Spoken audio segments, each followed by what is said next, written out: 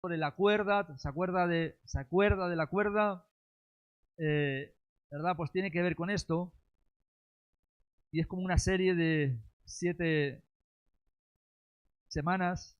Entonces iré dando de vez en cuando una. Y si se acuerda más o menos de la última vez que compartí sobre la cuerda, había algunas frases que decía que la vida cristiana no comienza con lo que el hombre puede hacer para Dios, sino con lo que Dios ha hecho y continúa haciendo en Cristo. Y que la primera imagen que vemos de Dios no es el hombre hablando a Dios, sino Dios hablando al hombre, ¿no? ¿Verdad? Y para el hombre. Dios no está esperando que yo produzca vida. Escuche bien esto. Dios no está esperando que yo produzca vida. Me está llamando a recibirla en Cristo. Esa es la diferencia. Porque si usted pudiera producir algo por sus fuerzas, ¿para qué vino Cristo? Cristo vino y nos lo dio todo. Y todo lo puedo en Cristo. Y todo lo tengo en Cristo, ¿verdad? Y soy fuerte en Cristo y tengo provisión en Cristo. Así que Dios no espera que yo simplemente produzca vida. Él me llama a recibirla en Él. Y lo que vamos a ver hoy, ¿verdad? El título es El pastor antes que el camino. El pastor antes que el camino.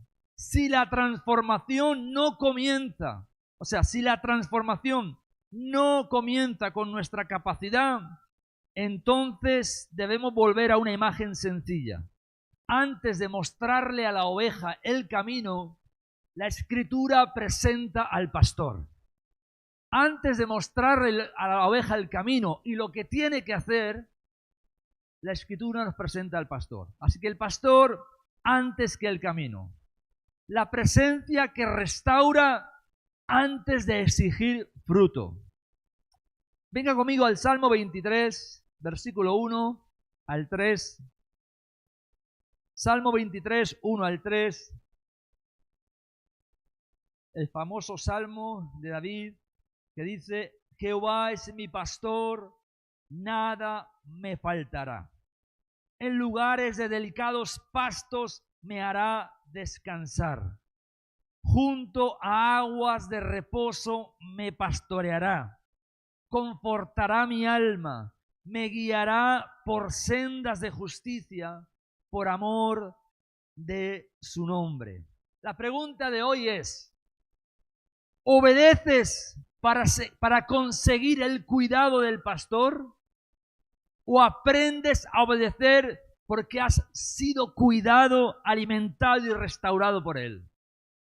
¿Obedeces para conseguir el cuidado de tu pastor, tu Padre celestial? ¿O obedeces porque has sido cuidado, pastoreado? Es lo que Jesús nos enseñaba cuando decía: si me amáis, guardad mis mandamientos. Y algunos tratamos de demostrarle que le amamos intentando obedecer, y cuanto más lo intentamos nos damos cuenta de que menos lo conseguimos. Y no es así en realidad. Lo que Jesús está diciendo es que el amor de Dios que ha sido derramado en nuestros corazones por el Espíritu Santo, según Pablo a los romanos, ese amor que ha sido derramado en nuestros corazones pone tal pasión, tal amor, tal devoción por Dios y por sus palabras, que ni siquiera deberíamos tener que esforzarnos para cumplirla, sino que sería un deseo. Entonces lo que Jesús está diciendo es que el fruto del amor es obedecer el mandamiento. El orden que cambia la vida cristiana. David no comienza en el Salmo 23 describiendo la calidad de la oveja. Una oveja santa, sin mancha, perfecta, ¿verdad? No dice que la oveja conoce el camino, o que posee fuerza suficiente, o que merece aguas tranquilas. Comienza con una declaración acerca de Dios. El Señor es mi pastor. Se comienza este salmo. Él es mi pastor. Y después aparecen las acciones. Él hace recostar. Él conduce. Él restaura. Él guía. Así que el sujeto de esta frase, de esta oración, el sujeto de los verbos recostar, conducir, restaurar, guiar, el sujeto es el pastor. La oveja recibe cuidado antes de caminar por sendas rectas. Por eso dice la palabra de Dios que cuál es el amor, ¿verdad? El amor que Dios tiene para con nosotros. Que siendo pecadores, Cristo murió por nosotros. No murió por nosotros cuando éramos justos. Siendo pecadores, Cristo murió por nosotros. Este orden confronta una espiritualidad que nos enseñó a llegar primero al camino correcto para entonces esperar que Dios se convierta en nuestro pastor. ¿Qué debo hacer para que Dios me bendiga? ¿Qué debo hacer para que David presenta lo contrario? La guía hacia la justicia brota del pastoreo divino. Así que no vivimos gobernados por la carencia. Escuche bien esto. Fijaos que dice, la frase traducida como nada me faltará. No debe convertirse en una promesa superficial de que nunca experimentaremos necesidad. Porque yo creo que todos hemos experimentado necesidad en algún momento. Y aún el apóstol Pablo decía, he aprendido. No es que esté viviendo, no es que vivo de vez en cuando o he vivido. No, he aprendido. Una cosa es vivir en carencia, otra cosa es aprender a vivir en la carencia. Hay quienes viven en carencia pero no aprenden, porque están quejándose continuamente. Pero aprender significa que hay descanso aún cuando no vemos nada. He aprendido a vivir con nada y con todo, decía el apóstol Pablo. Así que la frase traducida como nada me faltará no se debe convertir en una promesa superficial de que nunca experimentaremos necesidad. Expresa la confianza de quien no vive gobernado por la carencia porque está bajo el cuidado del pastor. La carencia no gobierna mi mente ni mi corazón. La necesidad no me está gobernando. Hay alguien superior que me gobierna y tiene cuidado de mí. Eso es lo importante aquí. El corazón autosuficiente vive siempre bajo la tiranía de lo que falta. Falta fuerza, falta disciplina, falta pureza, falta una experiencia, falta una respuesta. Podemos tenerlo todo y de hecho en realidad usted le hace Efesios y se da cuenta que lo tiene todo, no, lo siguiente. Pero siempre hay una queja en nuestra boca cuando algo nos falta. Entonces, la tiranía, ¿verdad?, de lo que falta. Intenta fabricar lo que falta, pero la oveja aprende a mirar primero a quién la pastorea. La pregunta es, ¿qué restaura el pastor? La palabra hebrea nefes puede referirse a la vida, a la persona, a la vitalidad. David no está describiendo solamente un momento emocional de consuelo. Cuando dice el Salmo 23, el Señor mi pastor, nada me faltará, en lugar de delicados pasto me hará descansar, etc. Habla del pastor devolviendo vigor y dirección a la persona entera. Tal vez llevamos años intentando guiar una vida que necesita ser restaurada. Exigimos fruto a un corazón seco. Te ordenas caminar derecho mientras por dentro estás exhausto. Y el Salmo no elimina las sendas de justicia, las coloca después del descanso. Sí, el Salmo habla de andar en sendas de justicia, pero después del descanso, después del pastoreo, después de que hemos reconocido que Él es mi pastor y nada me faltará. El Salmo no elimina las sendas de justicia, sino que las coloca después del descanso, del agua y de la restauración. Cuando leemos el Salmo 23, del 1 al 3, y subrayamos, ¿verdad?, cada verbo cuyo sujeto es Dios, ¿qué es lo que Él hace? Como podemos ver en Isaías y en otros libros, ¿qué es lo que hace Dios continuamente? La pregunta es, ¿qué aparece primero? ¿El camino o la restauración? Por causa del nombre de quién guía el pastor. ¿Qué cambiaría en tu oración si comenzaras contemplando la fidelidad del pastor y no la insuficiencia de la oveja? Si comenzáramos cada mañana mirándolo a Él y viendo lo grande y poderoso que es nuestro Dios y dando gracias a Dios aun cuando todo alrededor se desmorona. Si comenzáramos de esta manera cada mañana agradeciendo, ¿con qué razón Jesús nos enseñó a orar de esta manera? Poniendo nuestras peticiones casi a un último lugar y como en primer lugar, Padre nuestro que estás en los cielos, santificado sea tu nombre. Santificado sea tu nombre. ¿Se ha leído el libro Ni tan solo una hora de Larry Lee? Se da cuenta que usted solamente puede orar horas con esa frase. Con esa frase puede tirarse horas orando. Y tan solo una hora, a veces no podemos orar ni una hora, nos aburrimos, no sabemos qué más orar. Y Mateo 6, el Padre Nuestro nos enseña cómo desgranar todo eso y orar de una manera adecuada. Jesús dijo, yo soy el buen pastor. No se presentó solamente como maestro de caminos, se presentó como el pastor que conoce a sus ovejas y las llama por su nombre. Va delante de ellas y entrega su vida por ellas. Fijaos, mira a Cristo buscando a Pedro después del fracaso. Pedro fracasó, negó a Jesús, incluso blasfemando y prometiendo, jurando que no conocía a ese hombre. Lloró amargamente, volvió a sus quehaceres diarios, se sentía indigno de seguir al maestro, de ser aquel que había sido escogido por él. Y no fue Pedro el que fue detrás de Jesús, fue Jesús el que fue detrás de Pedro de nuevo. Jesús fue a buscar a Pedro. ¡Wow! ¡Qué tremendo! Saber que es Él el que nos está buscando a nosotros en la mayoría de ocasiones. Saber que lo único que tenemos que hacer es dejar de huir, dejar de correr, dejar de escondernos y decir, aquí estoy. Y que Dios viene a nuestro encuentro no para eliminarnos, sino para restaurarnos. Eso cambia todo. No lo encuentra para humillarlo públicamente, sino para restaurarlo y volver a confiarle el cuidado de otros. Cualquiera de nosotros, en lugar de Jesús, si hubiéramos visto a ese Pedro negando a Jesús, jurando, engañando, mintiendo, ni se nos ocurriría volver a decir a ese Pedro, Pedro, pastorea las ovejas, por 3 veces. Pero Jesús sí lo hizo. ¿Habrá algo en la mente, en el corazón de Jesús que se nos escapa? ¿Habrá algo en la mirada, en la manera en la que Él mira a las ovejas, que nosotros no somos capaces de verlo? Quizás tenemos que ver más con los ojos de Jesús.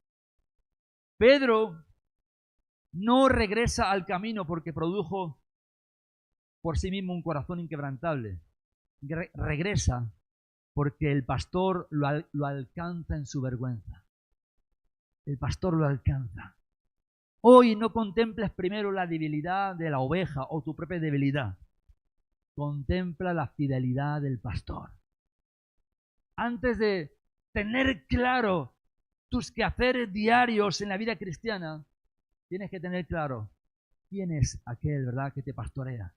Jesús, cuando le preguntó a sus discípulos, ¿quién dice la gente que soy yo? Era muy importante que supieran esto. Primero, antes que cualquier otra cosa, antes incluso de que supieran quiénes eran ellos, tenían que saber quién era Jesús. Y entonces dicen, Señor, unos dicen que eres Jeremías, otro Juan el Bautista, otro Elías. ¿Y vosotros quién decís que soy yo? Y ahí Pedro, revelado por el Espíritu Santo, le dice, tú eres el Cristo, el Hijo del Dios viviente. Bienaventurado eres Pedro, porque esto no te lo ha revelado ni carne ni sangre, sino mi Padre que está en los cielos. Y yo te digo a ti que tú eres Pedro. Entonces, después de la revelación de quién es Cristo, viene una revelación de quién soy yo en Cristo. Porque sin Cristo no soy nada. Por mucho título y por mucho nombre que tenga, no sirve para nada. Pero en Cristo, entonces hay identidad. Hay identidad. Así que no contemples primero la calidad, tu calidad de vida cristiana. Contempla la fidelidad del pastor. Mi pregunta es, ¿estamos donde estamos porque nos hemos esforzado? Seguramente nuestro esfuerzo ha tenido mucho que ver. Nuestro esfuerzo, nuestro empeño, nuestro deseo. Pero sobre todo estamos aquí y estamos donde estamos por la fidelidad de Dios. Es su fidelidad, su misericordia nueva cada mañana. Yo no sé tú, pero yo cada mañana hago parte de mi oración esto. Gracias, Señor, porque hoy renuevas tu misericordia hacia mí. Hoy se renueva. Su capacidad de restaurar es mayor que nuestra capacidad de perdernos. Nosotros nos perdemos y hay gente que se pierde y dejamos de buscarlos, pero Dios no se cansa. Y en muchos de nosotros, como yo mismo, estando perdidos, sin estar buscando a Dios, Él nos encontró. No nosotros. Él nos encontró a nosotros. No teniendo piedad, teniendo rebeldía, teniendo blasfemia, teniendo cosas feas en nuestro corazón, Él vino a buscarnos. Hay una verdad aquí que tenemos que conservar. La obediencia no compra el pastoreo de Cristo. Nace de una vida pastoreada por Él. Te lo vuelvo a repetir. La obediencia no compra el pastoreo de Cristo. Él no va a pastorearte porque le obedeces, sino que el pastoreo, o mejor dicho, la obediencia que tú vas a darle a Él, van a hacer de sentir, ¿verdad?, que Él es tu pastor y que te cuida. Y ese sentimiento es como dice Pablo, dice, el amor de Cristo nos constriñe. ¿Qué quiere decir eso? ¡Wow! Sé lo tanto que me ama, que me cuida, ¿cómo voy a ofenderle? ¿Cómo voy a pecar contra Él? ¿Verdad? Siento que me da todo. Y a veces, y es verdad, en muchas ocasiones os habrá pasado a vosotros, que cuando más merecíamos una buena azote de Dios, Dios vino con amor, misericordia y nos desmoronó. Nos desmoronó. Por eso dice aquel refrán tan conocido, ámame cuando menos lo merezca, porque es cuando más lo necesito. Y Dios hace eso muchas veces. Cuando más lo necesitamos y menos lo merecemos, y está el amor de Dios restaurándonos. Así que una buena oración sería decirle a Dios que hemos intentado muchas veces caminar sin permitir que restaure nuestra vida, exigir quizá fruto en nosotros o en otros donde había sequedad. A veces hemos confundido la presión con la santidad. Pedirle a Dios que nos haga descansar en su cuidado, que nos conduzca a aguas que solo Él puede darnos y que restaure nuestra vida y nos guíe por caminos rectos por causa de su nombre. Por causa de su nombre. No por nuestros esfuerzos, no por nuestro empeño, no por lo que vamos a conseguir, sino por lo que ya hemos conseguido. Por eso dice el apóstol Pablo en otro lugar, que no recuerdo, dice, teniendo en cuenta que tenemos tales promesas, teniendo en cuenta que ya tenemos tales promesas, dice, limpiémonos. No me limpio para recibir promesas, me limpio porque he recibido promesas. Me limpio porque tengo identidad de hijo. Porque un hijo de Dios no debe andar por donde no debe andar y no debe comportarse como no debe comportarse. Es la identidad la que marca mi caminar. Mi caminar no marca mi identidad, sino teniendo en cuenta quién soy, así vivo de esa manera. El pastor nos conduce al agua porque la vida depende de una fuente. El pastor nos conduce al agua porque la vida depende de una fuente. Y es algo que veremos otra semana, de que las cisternas, hay cisternas que no pueden dar vida. Ya vamos a esas cisternas en busca de agua. Hay cisternas que no pueden dar vida. Pero Él es nuestro pastor. Así que cuando leas este salmo, el Salmo 23, recuerda esto. Lo primero que aparece es, el Señor es mi pastor. Y luego dice, nada me faltará. Y luego habla de lugares delicados donde me va a pastorear y me hará descansar. Y junto a agua de reposo me va a pastorear y va a confortar mi alma.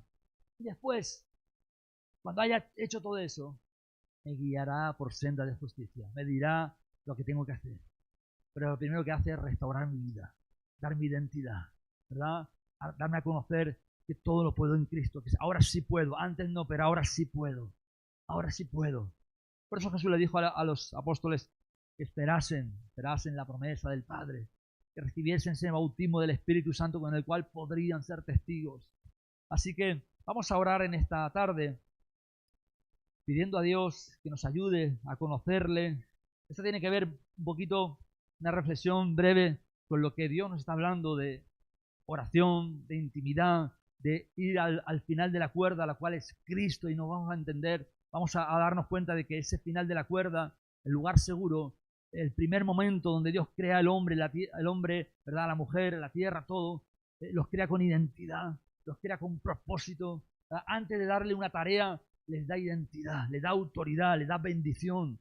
Dios los bendijo antes de darle una tarea. Así que tenemos que entender que somos personas bendecidas, somos personas con promesas, con herencia, somos personas que podemos andar claramente, sin orgullo, pero con la cabeza bien alta, sabiendo quiénes somos en esta tierra. Somos herederos, somos coherederos, somos, ¿verdad?, embajadores de Cristo. Como si Dios, dice, clamara por medio de nosotros, reconciliados a la gente. Entonces, tenemos que andar con identidad, y la identidad va a marcar lo que hacemos. Te costará menos vivir en santidad cuando entiendas quién eres en Cristo. te costará menos, ¿verdad?, luchar contra el pecado. De hecho, ni seguirás luchando ya con el pecado cuando entiendas quién es tu Padre, quién es Cristo y quién eres tú en Él. Te costará menos. Así que no sea tu esfuerzo en tratar, ¿no? Muchos jóvenes, sobre todo jovencitos y adolescentes, a veces tienen esa lucha de continuamente, nos pasa también a los más adultos, estamos continuamente luchando para no pecar y acabamos exhaustos, desgastados. Y al final está comprobado de que una vida físicamente exhausta es más propensa a caer en debilidades, porque estás físicamente, ¿no? Pero cuando realmente tú dedicas tu esfuerzo, no tanto en luchar contra el pecado, que no tenemos que pecar, sino en buscar a Dios y buscar su rostro y llenarte de Él, el pecado solo desaparece en nuestra vida. Así que el pastor es antes que el camino. ¿Amén? Vamos a orar y después vamos a estar orando por algunas peticiones necesarias. Vamos a orar por Colombia, por supuesto que sí, ¿verdad?, por este terremoto, por las personas que puedan estar allí y familiares, amigos, quizás algunos.